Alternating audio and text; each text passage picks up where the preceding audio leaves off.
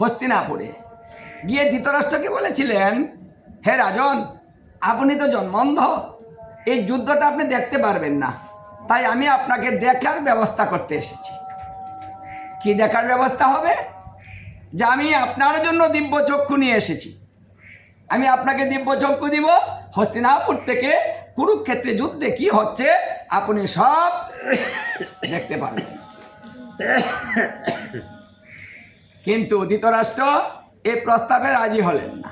তিনি বললেন যে না, আমি এটা নিব না, আমার দরকার নেই চোখে, অন্ধ ভালো। কারণ অন্ধ তো দেখতে পারবে না, তাহলে জ্বালাটা কম হবে। আর যদি দেখলে জ্বালা কি হয়? বেশি হয়, তাই না গো? আমার আপনজনকে মেরে ফেলছে একজন, দেখলে কষ্ট হবে না? আমার ছেলেকে মেরে ফেলছে, দেখলে আমার কষ্ট হবে। আমি অন্ধ আছি, তাই তো ভালো আছি, আমার দরকার নাই এই চোখে, আমি নিব না। তখন বেদব্যাসমণি এই চক্ষুটা প্রিয় শিষ্য সঞ্জয়কে দান করেছিলেন। বলেছিলেন, হে সঞ্জয়, তুমি আমার প্রিয় শিষ্য, এই চক্ষু কিন্তু সবাইকে দেওয়া হয় না, সব শিষ্যকে সমানে দেওয়া হয় না, সব শিষ্য সমান হয় না, প্রিয় এবং অপ্রিয় হয়। এই জন্য প্রিয় শিষ্য যদি হয়, গুরুদেব কৃপা তার একটু বেশি করেন, একটু বেশি বেশি দেন।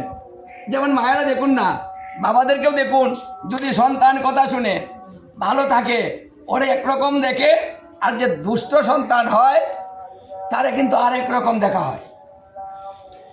এই জন্য এই গুরুদেবের কৃপায় হস্তিনাপুর থেকে সঞ্জয় কুরুক্ষেত্রে যুদ্ধে কি হয়েছে সব দেখেছিলেন এবং শুনেছিলেন। তাহলে এই অজানা তত্ত্ব জানার জন্য কে সাহায্য করেছেন? গুরুদেব। তাহলে এটা সাহায্য গুরুদেব করেছেন। এই জন্য গুরু দ্বারা হয়। গুরু হলো আলো। কৃষ্ণ সূর্য সম মায়া গুণন্ধকার, জৈসে কৃষ্ণ তৈসে নাহি মায়ার অধিকার। যেখানে আলো থাকে সেখানে মনটা ভালো থাকে, অন্ধকারের মধ্যে ভালো লাগে না। এখানে যদি আরেকটু আলো হতো মনটা কিন্তু আর একটু ভালো হতো। তাহলে আলোর মধ্যে লক্ষ্মী, অন্ধকারে অলক্ষ্মী। বাড়িতে ঘরে যত আলো থাকবে লক্ষ্মী তত থাকবে, যত অন্ধকার থাকবে অলক্ষ্মী বাসা বাঁধবে। কারণ কৃষ্ণ সূর্য সম, কৃষ্ণকে সূর্যের সঙ্গে তুলনা করা হয়েছে, সূর্য সম। কারণ অন্ধকারের মধ্যে যদি সূর্য উদিত হয় তাহলে চতুর্দিক কি হয়? আলোকিত হয়ে যায়, সব দেখা যায়, তাই না গো? আর মায়া হচ্ছে অন্ধকারের মধ্যে। অন্ধকারে আমরা ভয় পাই, অন্ধকারে হাঁটেন তো দেখবেন ভয় পাবে, আলো ছাড়া হাঁটেন ভিতরে ভয় থাকে। তাহলে এই অন্ধকারটাই হচ্ছে মায়া। আমাদের ভিতরে যদি অন্ধকার থাকে তাহলে মায়ায় আচ্ছন্ন থাকে। আর মানুষ যে পর্যন্ত মায়ায় আচ্ছন্ন থাকে সে পর্যন্ত সঠিক পথ, সঠিক কথা, সঠিক কাজ কোনো কিছুই সে বুঝতে পারে না। এই জন্য গুরুদেব এসে জ্ঞানের শলাক হয়া দিয়ে শিষ্যের অজ্ঞানতা দূরীভূত করে আলোর প্রসারিত করে। তখন শিষ্য সঠিক রাস্তা দেখতে পায়। তাহলে গীতার এই প্রথম শিক্ষাটাই কিন্তু আমাদের, কারণ গীতা হচ্ছে জ্ঞান শাস্ত্র। এই শাস্ত্রটা সবটাই জ্ঞান। গীতার মধ্যে যা আছে জ্ঞানের কথা।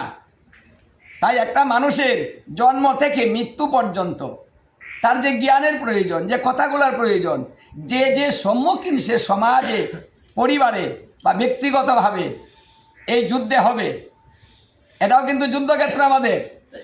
এখানে অনেক যুদ্ধ হচ্ছে আমাদের সঙ্গে, হচ্ছে না গো? পরিবারে যুদ্ধ হচ্ছে না, স্বামী স্ত্রীর মধ্যে যুদ্ধ হচ্ছে না, ভাইয়ে ভাইয়ে যুদ্ধ হচ্ছে না, নিজের ভিতরে যুদ্ধ হচ্ছে না? এটা যুদ্ধক্ষেত্র। তাহলে এই যুদ্ধে আমাদের জয়লাভ করতে হবে। কি করে জয় লাভ করব? এই যুদ্ধে জয়লাভ করার পদ্ধতিটাই আমার শ্রীকৃষ্ণ অর্জুনকে উপদেশ দিয়েছেন।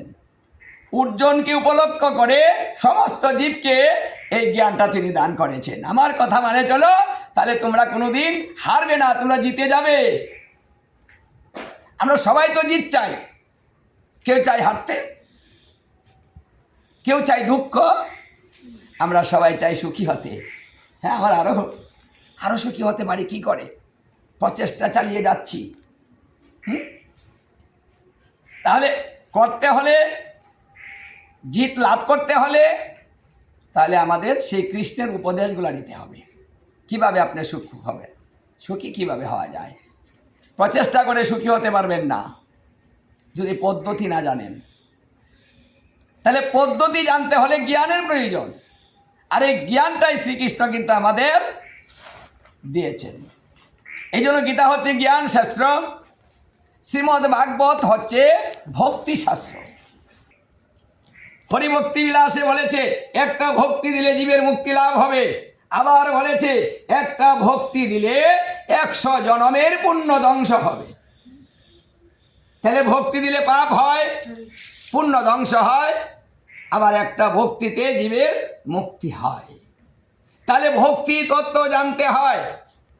দেখুন, আমাদের জানার প্রয়োজন। জেনে শুনে ভজে তারে কৃষ্ণ নাহিতে যে, আর সকল মরে অকারণ। জেনে শুনে ভজনা করতে হবে, না হলে অকারণে মরতে হবে। মরা জানেন, মরা চিনেন তো সবাই? মরা কয় প্রকার? মরা কয় প্রকার জানেন?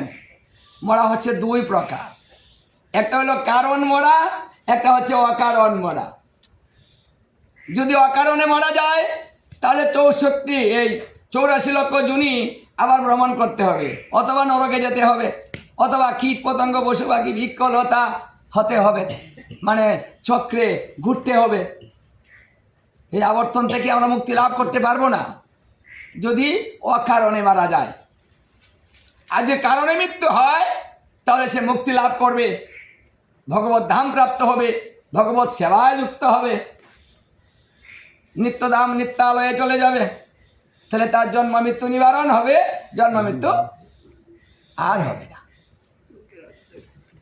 এই জন্য আগে গীতা অধ্যয়ন করে তারপরে ভাগবতে প্রবেশ করবেন, ভক্তি অর্জন করার জন্য।